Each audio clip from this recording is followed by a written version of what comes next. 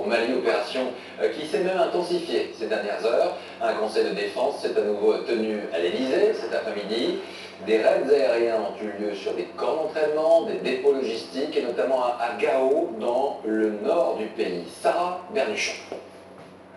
Au troisième jour de l'intervention, les raids aériens s'intensifient.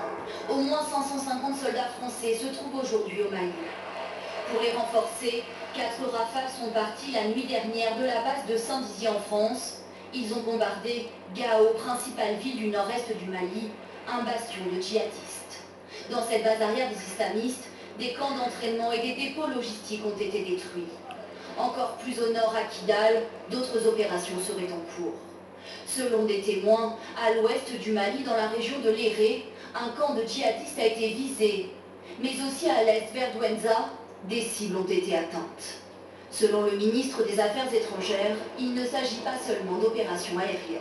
Notre vocation essentielle est d'être aérienne. Soyons clairs. Maintenant, soyons aussi précis techniquement, pour que les frappes, que ce soit des hélicoptères ou surtout des avions, touchent leur cible, il faut qu'il y ait un certain nombre de correspondances, ce qu'on appelle des forces spéciales. À Kona, dans le centre du pays, la ville est désormais sous contrôle. Selon l'armée malienne, une centaine d'islamistes a été tuée, parmi eux un lieutenant du groupe terroriste Ansar Eddine, Abdelkrim alias Kojak. Dans les prochaines heures, les premiers renforts des pays ouest-africains sont attendus. De leur côté, les États-Unis ont promis un soutien logistique aux Français, tout comme la Grande-Bretagne. Cet avion C-17 de la Royal Air Force a chargé du matériel cet après-midi sur la base d'Évreux, direction le Mali. Et direction la capitale Bamako, qu'il fallait à tout prix protéger des groupes armés islamistes selon les autorités françaises, d'où l'accélération du calendrier de cette opération.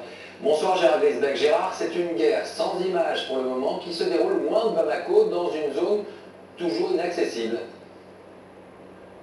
Oui, c'est vrai, bonsoir à tous. C'est vrai que c'est une guerre sans image. Alors sans image du côté des islamistes, qui pourtant dans le passé nous ont habitués à nous donner des vidéos de propagande, mais sans image également du côté français, alors que là encore, dans le passé, lors de guerre, on avait des briefings, on nous donnait des vidéos avec des frappes aériennes, et même si les clichés étaient soigneusement choisis par l'état-major, ils avaient au moins le mérite d'exister. Là, rien du tout. Et lorsqu'on veut monter vers le nord, se rapprocher du front, on est bloqué à la hauteur de la ville de Sévaré, à 70 km du front. Impossible donc de faire vraiment notre métier. Et la presse internationale qui est venue ici pour couvrir ce conflit est de fait bloquée ici à Bamako. Dernier problème, c'est celui évidemment du bilan, c'est celui de savoir combien il y a de morts dans cette guerre.